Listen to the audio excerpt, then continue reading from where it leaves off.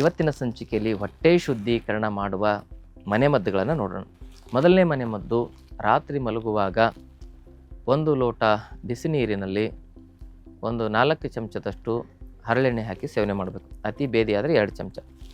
ಮತ್ತು ಎರಡನೇ ಮನೆಮದ್ದು, ಬಿಸಿನೀರಿನಲ್ಲಿ 1 ಚಮಚ ತ್ರಿಫಲಾ ಚೂರ್ಣ ಹಾಕ್ಬೋದು. ಮೂರನೇ ಮನೆಮದ್ದು ಏನಂತ ಹೇಳಿದ್ರೆ ಇಸಾಬ್ಗೋಲನ್ನು ಹಾಕಿ 1 ಚಮಚ ಸೇವನೆ ಮಾಡ್ಬೋದು.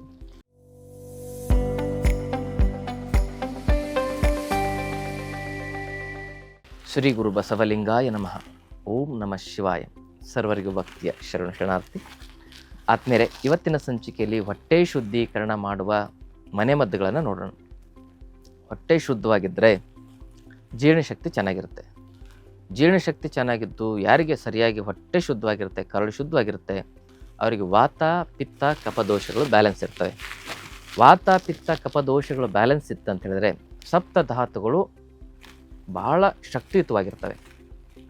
ಅವು ಬ್ಯಾಲೆನ್ಸ್ ಆಗಿರ್ತವೆ, ಹೆಚ್ಚು ಆಗೋದಿಲ್ಲ, ಕಮ್ಮಿನೂ ಆಗೋದಿಲ್ಲ. ವಾತ ಪಿತ್ತ ಕಫದೋಷಗಳು ಸಪ್ತಧಾತುಗಳು ಬ್ಯಾಲೆನ್ಸ್ ಆಗಿದ್ದರೆ ನಮ್ಮ ಮನಸ್ಸು ಮತ್ತು ಆತ್ಮ ಪ್ರಸನ್ನವಾಗಿರುತ್ತೆ. ಇದು ಪರಿಪೂರ್ಣ ಆರೋಗ್ಯದ ಗುಟ್ಟು ನಮ್ಮ ಹೊಟ್ಟೆ ಶುದ್ಧೀಕರಣದಲ್ಲಿದೆ ಅನ್ನತಕ್ಕಂಥ ವಿಚಾರವನ್ನು ತಿಳಿಸ್ತಾ ಇದ್ದೇನೆ. ಅಂದರೆ ಆಯುರ್ವೇದ ಶಾಸ್ತ್ರದಲ್ಲಿ ಪರಿಪೂರ್ಣ ಆರೋಗ್ಯದ ಕುರಿತಾಗಿ ಒಂದು ಶ್ಲೋಕ ಬರುತ್ತೆ. ಸಮದೋಷ ಅಂದರೆ ಅಗ್ನಿ ಸಮ ಇರಬೇಕು, ದೋಷಗಳ ಸಮ ಇರಬೇಕು. ಸಮಾಗ್ನಿಶ್ಚ, ಸಮದೋಷ ಸಮಾಗ್ನಿಶ್ಚ. ಧಾತುಗಳು ಸಮ ಇರಬೇಕು. ಮಲಕ್ರಿಯ ಅಂದರೆ ಟಾಯ್ಲೆಟ್ಟು ಮೂತ್ರ ಬೆವರು ಸರಿಯಾಗಿ ಹೊರಗೆ ಹೋಗಬೇಕು. ಪ್ರಸನ್ನಾತ್ಮೇಂದ್ರಿಯ ಮನಸ್ಸು ಪ್ರಸನ್ನವಾಗಿರಬೇಕು, ಆತ್ಮ ಪ್ರಸನ್ನವಾಗಿರಬೇಕು, ಇಂದ್ರಿಯಗಳು ಪ್ರಸನ್ನವಾಗಿರಬೇಕು, ಮನಸ್ಸು ಪ್ರಸನ್ನವಾಗಿರಬೇಕು. ಪ್ರಸನ್ನಾತ್ಮೇಂದ್ರಿಯ ಮನ ಸ್ವಸ್ಥಿತ್ಯ ವಿಧೇಯತೆ ಅಂತ ಹೇಳ್ತಾರೆ. ಇದೆಲ್ಲ ಚೆನ್ನಾಗಿರ್ಬೇಕಂದ್ರೆ, ಯಾಕೆಂದರೆ ದೋಷಗಳು ಹೆಚ್ಚಾದರೂ ರೋಗ, ದೋಷಗಳು ಕಮ್ಮಿ ಆದರೂ ರೋಗ. ವಾತ ಹೆಚ್ಚಾಗಬಾರ್ದು, ಕಮ್ಮಿ ಆಗಬಾರ್ದು. ವಾತ ತೆಗಿತೀನಿ, ಪಿತ್ತ ತೆಗಿತೀನಿ, ಕಫ ತೆಗಿತೀನಿ ಅಂದ್ರೆ ಆಗಲ್ಲ. ವಾತ ಇದ್ರೇ ನಾವು ಚಲನೆ ಮಾಡ್ತೇವೆ, ಪಿತ್ತ ಇದ್ರೇ ಶರೀರದಲ್ಲಿ ಏನೇ ಕರಗುತ್ತೆ, ಕಫ ಇದ್ರೇ ನಮ್ಮ ಶರೀರ ಬೆಳೀತದೆ. ಅದು ಕೆಟ್ಟದ್ದಲ್ಲ. ವಾತ ಪಿತ್ತ ಕಫ ಅಂದರೆ ಅದು ಹೆಚ್ಚಾದರೆ ಕೆಟ್ಟದ್ದು, ಕಮ್ಮಿ ಆದರೂ ಕೆಟ್ಟದ್ದು. ಸಪ್ತಧಾತುಗಳು ರಸರಕ್ತ ಮಾಂಸ ಮೇದ ಅಸ್ಥಿ ಮಜ್ಜ ಶುಕ್ರ ಅಂತಕ್ಕಂಥ ಸಪ್ತಧಾತುಗಳು ಹೆಚ್ಚಾದರೂ ರೋಗ ಬರ್ತವೆ, ಕಮ್ಮಿ ಆದರೂ ರೋಗ ಬರ್ತವೆ. ಅಗ್ನಿ ಹೆಚ್ಚಾದರೂ ರೋಗ, ಕಮ್ಮಿ ಆದರೂ ರೋಗ. ಮಲಮೂತ್ರಗಳು ತುಂಬ ಜಾಸ್ತಿ ಹೋದರೂ ಕೂಡ ರೋಗ, ಅದು ಹೋಗದೇ ಇದ್ದರೂ ಕೂಡ ರೋಗ. ಸಮತೋಲನವಾಗಿರಬೇಕು, ಸ್ವಚ್ಛವಾಗಿರಬೇಕು ಅಂದರೆ ಹೊಟ್ಟೆ ಶುದ್ಧವಾಗಿರಬೇಕು. ಅದಕ್ಕೆ ಹೊಟ್ಟೆ ಶುದ್ಧಿ ಮಾಡ್ತಕ್ಕಂಥ ಮನೆಮದ್ದುಗಳನ್ನು ನೋಡೋಣ. ಮೊದಲನೇ ಮನೆಮದ್ದು, ರಾತ್ರಿ ಮಲಗುವಾಗ 1 ಲೋಟ ಬಿಸಿ ನೀರಿನಲ್ಲಿ 4 ಚಮಚದಷ್ಟು ಹರಳೆಣ್ಣೆ ಹಾಕಿ ಸೇವನೆ ಮಾಡಬೇಕು. ಅತಿ ಬೇದಿ ಆದರೆ 2 ಚಮಚ.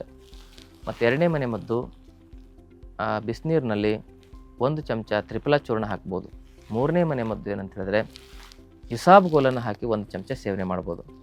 4ನೇ ಮನೆಮದ್ದು ಏನಂತ ಹೇಳಿದ್ರೆ ಆರಗ್ವದ ಅಂತ ಸಿಗ್ತದೆ.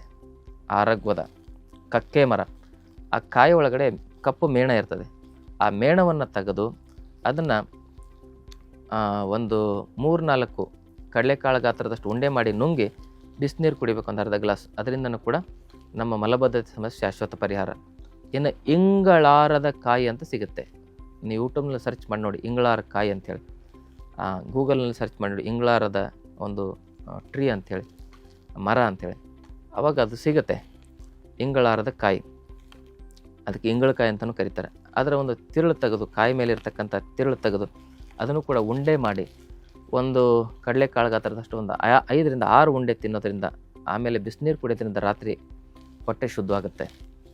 ಇನ್ನು 6ನೇ ಮನೆಮದ್ದಾಗಿ ನಾವು ಬೆಳಗ್ಗೆ ಎದ್ದು ಖಾಲಿ ಹೊಟ್ಟೆಯಲ್ಲಿ 1 ಲೋಟ ಬೆಟ್ಟದ ನೆಲ್ಲಿಕಾಯಿ ಜ್ಯೂಸ್ ಕುಡಿದ್ರೆ ಎಂಥದೇ ಮಲಬದ್ಧತೆ ಸಮಸ್ಯೆ ಇದ್ದರೂ ಕೂಡ ನಿವಾರಣೆ ಆಗುತ್ತೆ.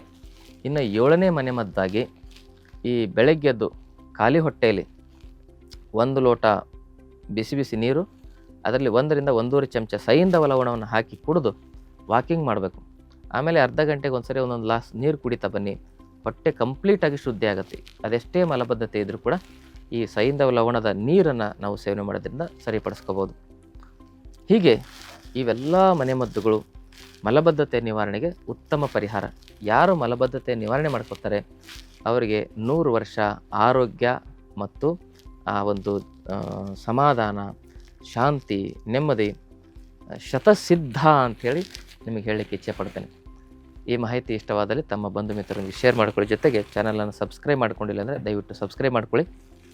ಮಲಬದ್ಧತೆ ಇಷ್ಟೆಲ್ಲ ಮಾಡಿದರೂ ಕೂಡ ಆಗಿಲ್ಲ ಅಂದರೆ ಕ್ರೂರಾತಿ ಕ್ರೂರ ಕೋಷ್ಠ ಇದ್ದವರು, IBS ಸಮಸ್ಯೆ ಇದ್ದವರು ಆಯುರ್ವೇದ ಪಂಚಕರ್ಮ ಚಿಕಿತ್ಸೆಯನ್ನು ತೆಗೆದುಕೊಳ್ಳೋದ್ರಿಂದ ಆ ಸಮಸ್ಯೆಯನ್ನು ಪರಿಹಾರ ಮಾಡ್ಕೋಬೋದು. ಆಯುರ್ವೇದ ಪಂಚಕರ್ಮ ಚಿಕಿತ್ಸೆ ತಾವು ತೆಗೆದುಕೊಳ್ಳಿಕ್ಕೆ ನೇರವಾಗಿ ನಮ್ಮ ಆಶ್ರಮಕ್ಕೆ ಒಂದ್ಸರಿ ಭೇಟಿ ಕೊಡಿ. ತಮ್ಮೆಲ್ಲರಿಗೂ ಶರಣ. ಲೇಟೆಸ್ಟ್ ಹಾಗೂ ಇಂಟ್ರೆಸ್ಟಿಂಗ್ ಸುದ್ದಿಗಳಿಗಾಗಿ ಬಾಸ್ ಟಿವಿ ಕನ್ನಡ ಚಾನೆಲ್ನ ಸಬ್ಸ್ಕ್ರೈಬ್ ಮಾಡಿ. ಹಾಗೆಯೇ ಬೆಲ್ ಐಕಾನ್ ಪ್ರೆಸ್ ಮಾಡಿ. ಇದರ ಜೊತೆಗೆ ಫೇಸ್ಬುಕ್, ಇನ್ಸ್ಟಾಗ್ರಾಮ್, ಎಕ್ಸ್ನಲ್ಲೂ ಮಿಸ್ ಮಾಡದೆ ಫಾಲೋ ಮಾಡಿ.